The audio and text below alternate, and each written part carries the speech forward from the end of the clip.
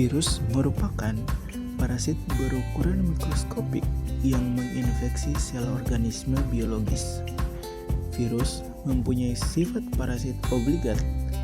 Hal tersebut disebabkan karena virus hanya dapat bereproduksi di dalam material hidup dengan menginvasi dan memanfaatkan sel makhluk hidup, karena virus tidak memiliki perlengkapan selular untuk bereproduksi sendiri.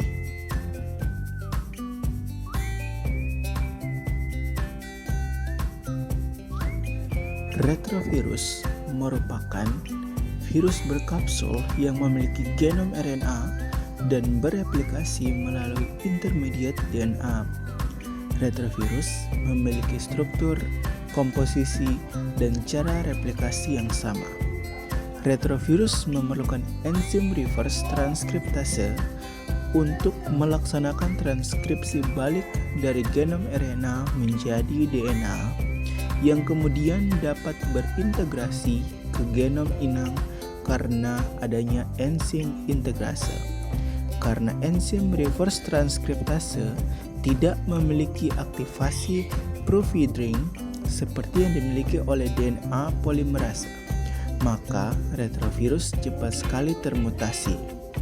Hal ini yang menyebabkan virus dengan cepat menjadi resisten terhadap obat antivirus dan menyulitkan pengembangan vaksin yang efektif terhadap retrovirus. Adapun temuan klinis untuk retrovirus ini sendiri yaitu demam, sakit kepala, merasa mual, diare, adanya pembengkakan kelenjar getah bening di leher, ketiak, dan pangkal paha. Nah, ada juga gejala yang menunjukkan stadium lanjut dari HIV, yaitu kehilangan berat badan dengan cepat tanpa adanya alasan, batuk kering, demam berulang atau berkeringat pada saat malam hari, kelelahan, diare lebih dari seminggu, dan depresi serta gangguan saraf lainnya. Nah teman-teman, retrovirus sendiri dibagi menjadi beberapa bagian. Di antaranya, yang pertama, alpha retrovirus. Alpha retrovirus adalah retrovirus sederhana yang berasal dari unggas, misalnya virus leukosis pada ayam. Dan retrovirus ini merupakan retrovirus pertama yang ditemukan terutama pada ayam yang menyebabkan leukemia dan sarkoma. Ciri dari virion genus alpha retrovirus yaitu berselubung, berbentuk bulat hingga pleomorfik dengan diameter 80 sampai 100 nanometer. Adapun spesies virus dari genus ini adalah Reus sarcomavirus dan Avian sarcomavirus leukosis. Yang kedua, beta retrovirus. Ciri dari genus beta retrovirus yaitu berselubung, berbentuk bulat hingga pleomorfik dengan diameter 80 sampai 100 nanometer. Adapun spesies dari genus ini yaitu Mouse virus tumor mamae atau virus tumor mamae tikus, dan Jagarsikte domba retrovirus atau beta retrovirus yang merupakan agen penyebab kanker paru-paru yang menular pada domba. Penularan kebanyakan melalui susu yang terinfeksi. Yang ketiga, gamma retrovirus. Gamma retrovirus adalah virus sederhana yang ditemukan pada tikus, kucing, burung, dan kera. Contohnya adalah virus leukemia murine, kemudian ada virus leukemia kucing, kemudian ada virus reticular endotheliosis, dan virus leukemia gibbon ape. Mereka ini menyebabkan berbagai sarkoma, leukemia, dan penurunan kekebalan pada mamalia, reptil, dan burung. Virion dari genus Gamma retrovirus ini memiliki ciri berselubung, berbentuk bulat hingga pleomorfik dengan diameter 80 sampai 100 nanometer. Yang keempat, ada Delta retrovirus. Ciri dari genus ini yaitu memiliki amplop berbentuk bulat sampai pleomorfis dengan diameter sekitar 80 sampai 100 nanometer. Adapun spesies dari genus ini yaitu virus human T-imotrophic jenis 1 sampai 4 yang dapat menginfeksi sel darah putih manusia serta menyebabkan penyakit pada sistem saraf atau leukemia, dan simian T-imotrophic virus tipe 1 sampai 4. Keduanya ditularkan melalui kontak seksual dan maternal neonatal. Kemudian Bovine virus leukemia atau jenis retrovirus yang menyebabkan leukosis pada sapi dan penularannya secara maternal neonatal. Yang kelima, Epsilon retrovirus.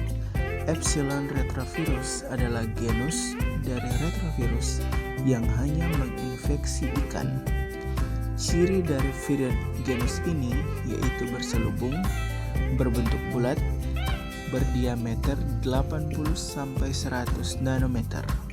Adapun spesies yang termaksud yaitu whale virus dermal sarcoma dan whale epidermal virus hyperplasia.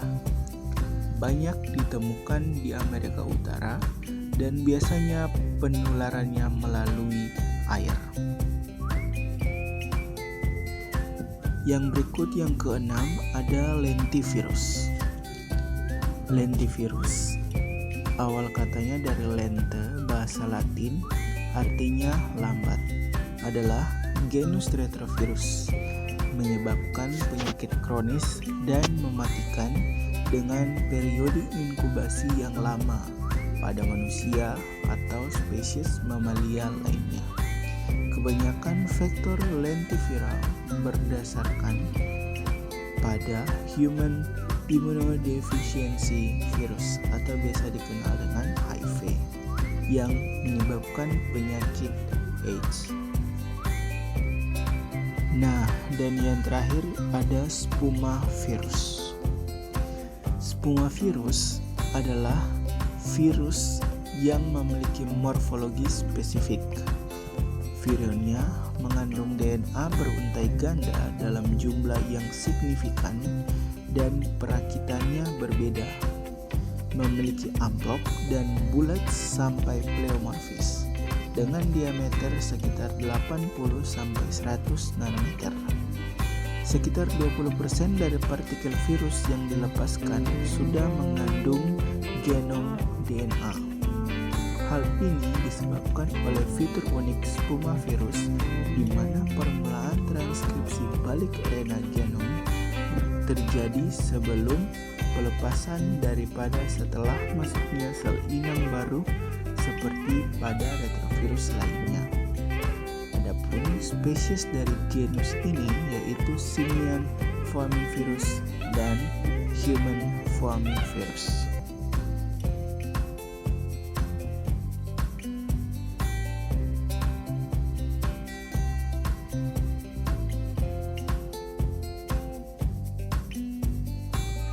Cara replikasi retrovirus.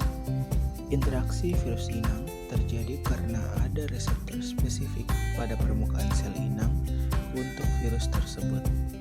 Adanya reseptor spesifik ini dapat menjelaskan mengapa suatu virus hanya menyerang ke suatu sel tertentu. Selanjutnya adalah proses masuknya partikel virus ke dalam sitoplasma. Pelepasan bungkus adalah pemisahan genom virus dari kapsid atau envelop. Penetrasi virus biasanya terjadi melalui endositosis dan pelepasan bungkus vesikel endosom, tetapi bisa juga melalui fusi antar envelop virus dengan membran sel inang. Pada retrovirus, transkripsi balik oleh reverse transkriptase berlangsung setelah terjadinya pelepasan virus. Setelah itu, protein mengkopi RNA virus menjadi single helix, kemudian menjadikan single helix itu menjadi double helix dan terciptalah DNA yang mengandung virus. Kemudian, DNA yang terbentuk pada proses transkripsi balik akan masuk ke dalam nukleus melalui nuklear pore dan akan terintegrasi pada kromosom inang dengan bantuan enzim integrase. DNA virus yang terintegrasi pada kromosom inang disebut dengan provirus. Apabila sel inang mengandung provirus teraplikasi, maka akan terjadi proses transkripsi untuk menghasilkan materi genetik dan proses translasi untuk menghasilkan prekursor enzim-enzim dan protein-protein struktural buat virus-virus baru yang akan dihasilkan. Protein-protein yang perlu diglukolisasi akan diproses di dalam retikulum endoplasma dan badan kulitnya.